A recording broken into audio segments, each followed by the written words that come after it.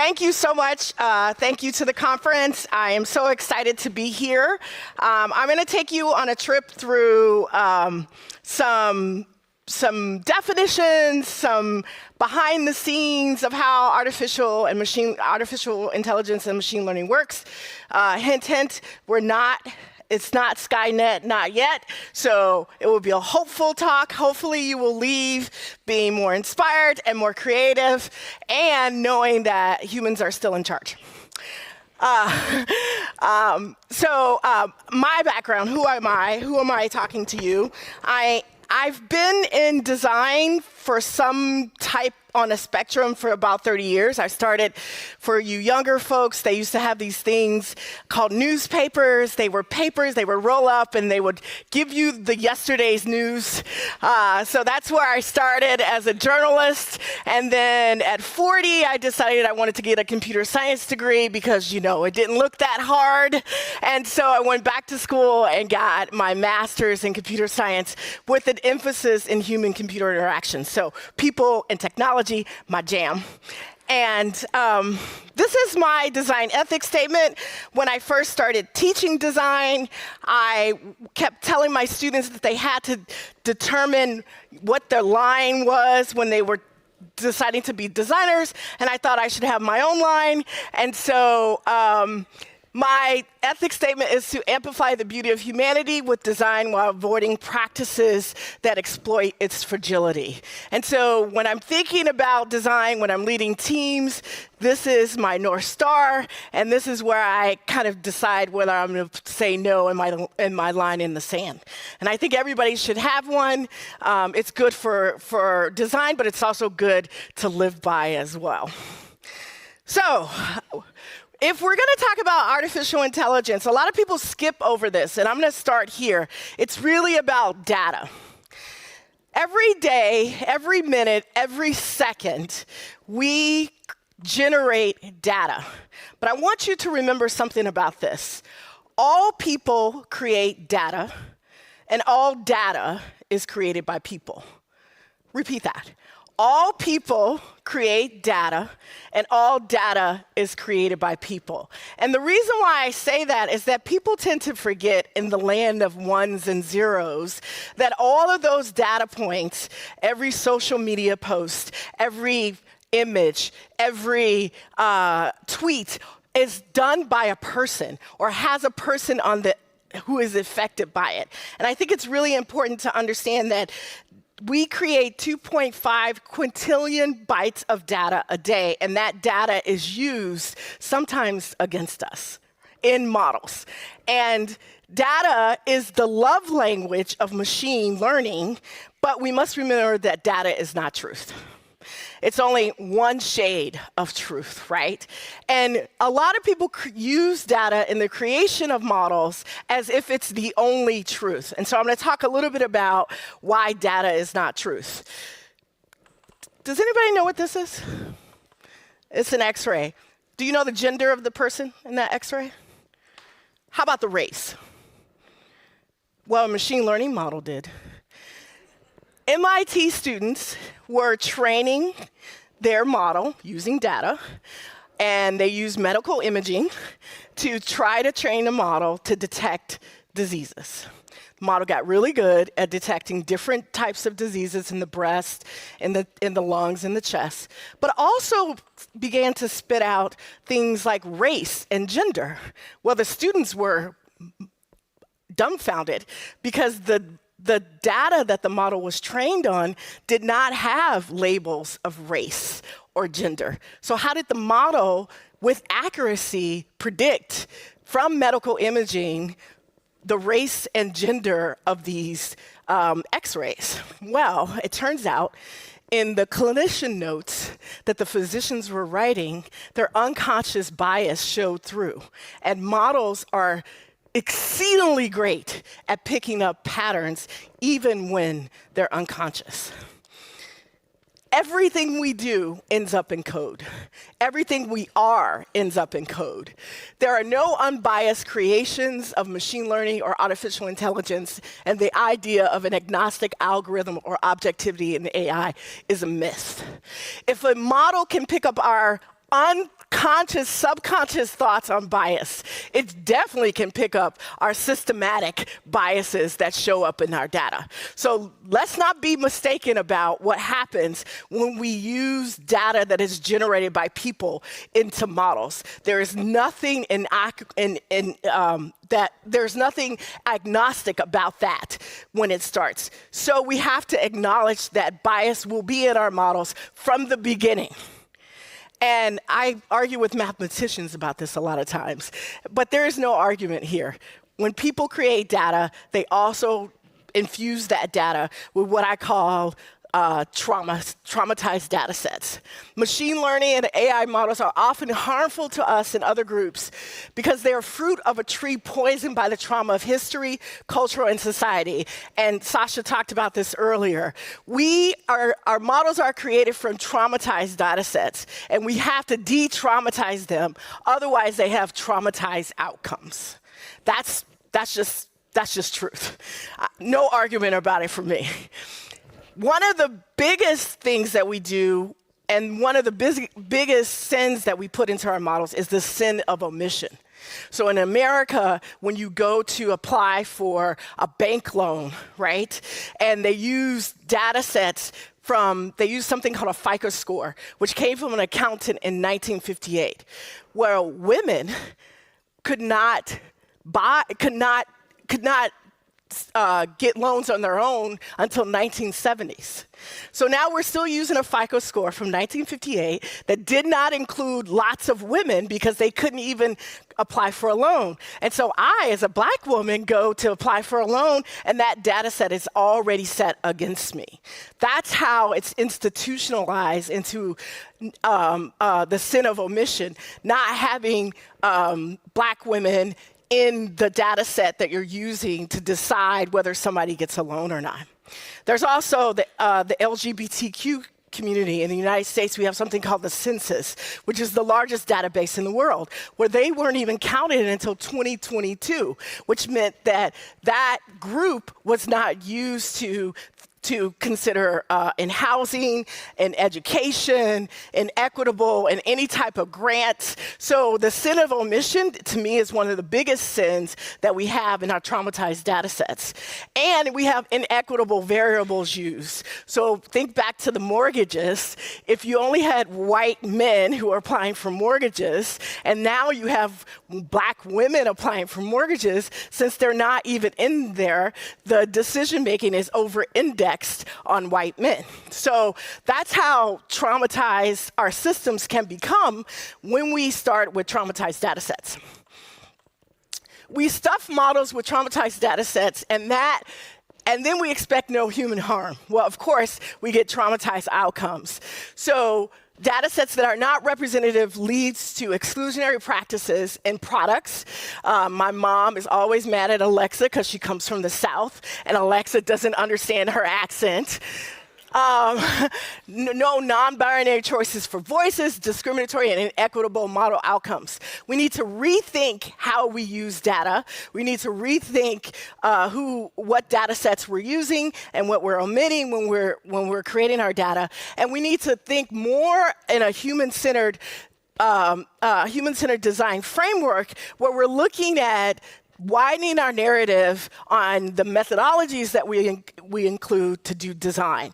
And part of my practice is design anthropology, which is co-participatory design, and bringing the people who you're designing for into the design process, as Sasha talked earlier about it. So here are some best practices. Now we're getting to the tactical for you guys. When you're thinking about data and design, consider the people behind the data point. Always put a person in the mix when you're thinking about design. This poor woman, there's mapping software they were designing, trying to pinpoint different places using IPS scores, where this mapping was used to model, and it pinpointed this older lady's farmhouse as a place for IPS score. So she had detectives showing up to her door saying, "This is the IPS address of the criminal." And she was like, "No, I'm just an old farm lady." So you have to think about every data point has a person behind it. And so when you're designing, you have to figure out who are those people behind those data points. Always capture minimum viable data. Do you really need PII? Do you really need private information to feed into your model? Sometimes you don't. Also, balance what I call the give-get loop. If I am giving you my personal information, what do I get out of that Facebook, right? Is it balanced? Is a company's exchange of benefits for my data equitable to the value of my data? Think about that. And then privacy by default. None of this long, yes, do you agree to this, 6 pages of acceptance and a checkbox. Make privacy iterative. Every time you go deeper into personal data, ask for more consent. Make consent an iterative process and do privacy by default. You don't have to give away the farm just to use an app, right? And sometimes you don't even need that data for your app to provide a better experience. What is ML and AI really?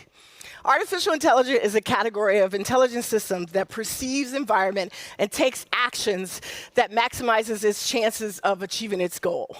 This category includes machine learning, and machine learning is an application of AI.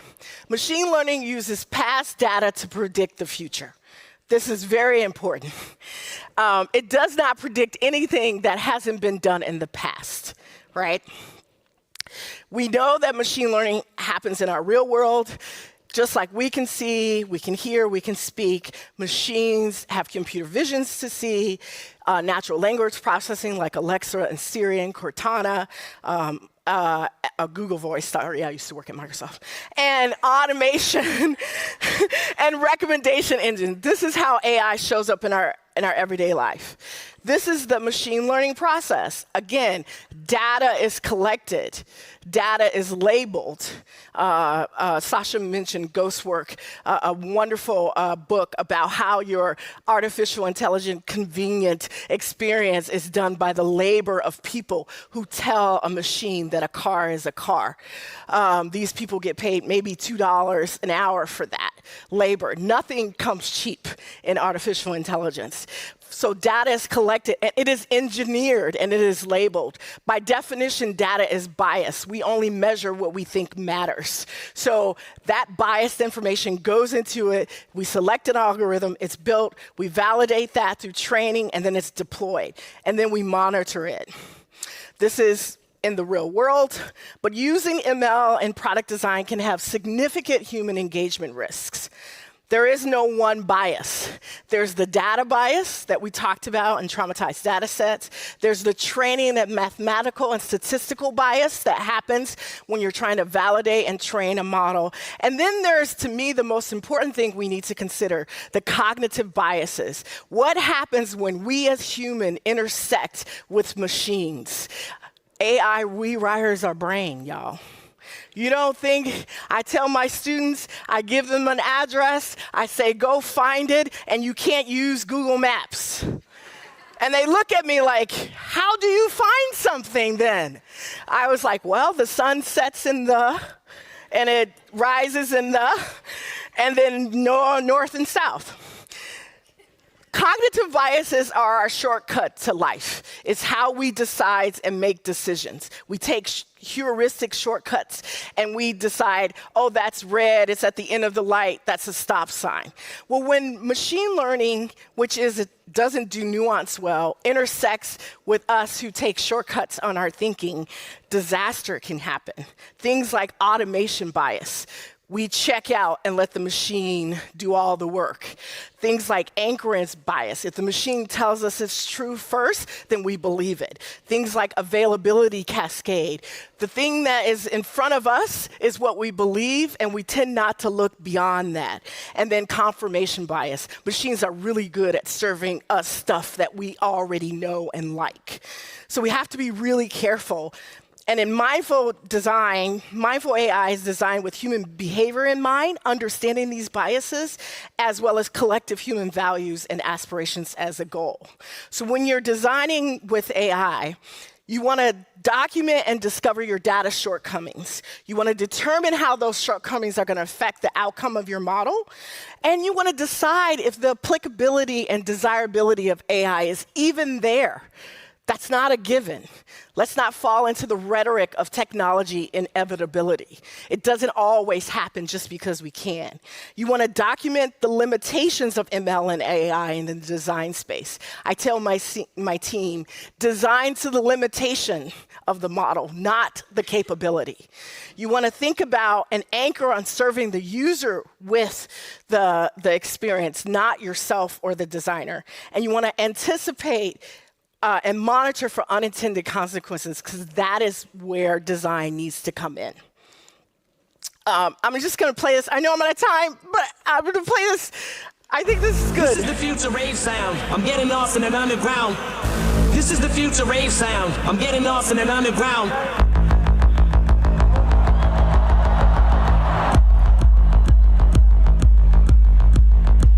Eminem, bro. There's something that I made as a joke, and it works so good, I could not believe it. I discovered those websites that are about AI. Basically, you can write lyrics in the style of any artist you like. So I typed, write a verse in the style of Eminem about future rave. And I went to another AI website that can recreate the voice. I put the text in that, and I played the record, and people went nuts. He was wonderful, right? Like, that's the French DJ David Guetta, and he was like so excited about that. But the fact is, that was not Eminem. And Eminem did not write that. And Eminem did not sing that. But you would never know that if he hadn't have told you. And that's generative AI, and that's why people are afraid of it. Generative AI are machine learning models that can generate novel and new content, images, video, text, just by learning the pattern and structure of their training data. But have no fear, Skynet, not yet. Generative AI is like a souped-up Mad Lib. It predicts it predicts the blank, right? And so that's why it has what people call hallucinatory moments, because it's programmed to predict the next thing. And it doesn't care if it's right or wrong, because machines have no moral center. Do not look for them for truth. It's going to fill in that blank with whatever it knows. And that's why you can't check out on these machines. So when you're dealing with generative AI, some principles and pro tips. Remember, it has no moral center. You have to set it. So whatever your 7 deadlies are, I don't know if you know George Carlin, but he used to talk about the 7 things you couldn't say on the radio. You have to decide that for the generative AI model. Decide what it cannot and won't do. If you don't do that, it will do and can do a lot of stuff that you don't want it to do. So you have to define it. Do harms modeling. Play through the scenario of how this technology can affect individuals and stakeholders at a physical, social, economic, and cognitive level. Play through the whole scenarios. Adversarial tests. Hack that thing until you can't hack it anymore, just to make sure that it's not returning responses that you don't want it to return. Minimize anthropomorphism. I cannot say this more enough. Everybody already thinks these things are sentient. Minimize that in your design, because it's not necessary for the experience. And build in self-destruct content actions and outputs that stop the model from responding, and make sure that you assume that all the inputs that go into that model will become an output later. These are just some closing thoughts. And I'm gonna get off. Thank you so much, and I appreciate your time.